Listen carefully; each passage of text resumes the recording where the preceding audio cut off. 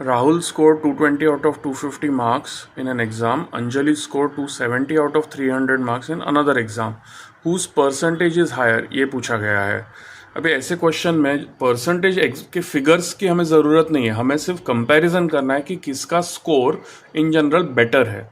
Okay, सो यहाँ पे अब देखेंगे कि सॉल्यूशन निकालते समय मैं सिर्फ फ्रैक्शंस का कंपैरिजन करूँगा. सो 220 आउट ऑफ 250 में से एक एक जीरो अगर कट कर दे तो 22/25 है और यहाँ पे 27/30 है. और इन दो फ्रैक्शंस का अगर हमें कंपैरिजन करना है तो सिर्फ क्रॉस मल्टीप्लिकेशन करेंगे. तो लेफ्ट हैंड साइड में 22 मल्टीप्लाइड बाय 30 लेना है और यहाँ पे राइट में 27 मल्टीप्लाइड बाय 25. 22 मल्टीप्लाइड बाय 30 आता है 660 और 27 मल्टीप्लाइड बाय 25 आता है 675. सो ये वाला फ्रैक्शन बड़ा है, यानी कि अंजलि का स्कोर बेटर है.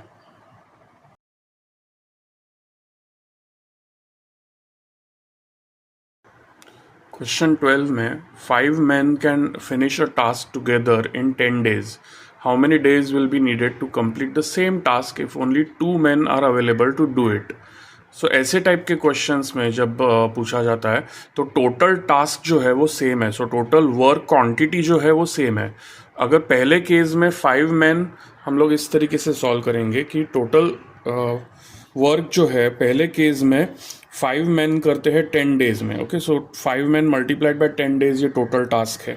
सेकेंड केस में 2 men है लेकिन नंबर ऑफ डेज हमें पता नहीं है, सो उसको हम x ले रहे हैं. सो ये लेकिन ये दोनों की क्वांटिटी जो है टोटल इक्वल है, तो उसको हम अगर कुछ सॉल्व करेंगे तो 5 men मल्टीप्लाइड बाय 10 days यानी कि 50 यूनिट्स का काम है. ओके, सो यहाँ पे 2 × x यूनिट्स है. सो x को अगर हम सॉल्व करेंगे तो x is equal to 25 days आ जाएगा.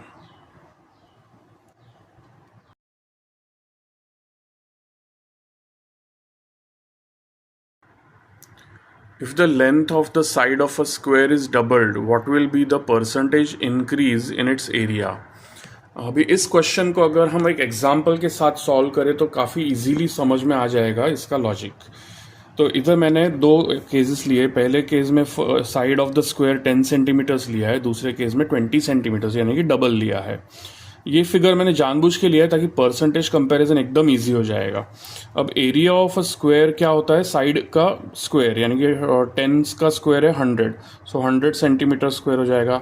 यहाँ पे एरिया ऑफ द 20 का स्क्वायर आ जाएगा, 20 का स्क्वायर है 400, सो 400 सेंटीमीटर स्क्वायर.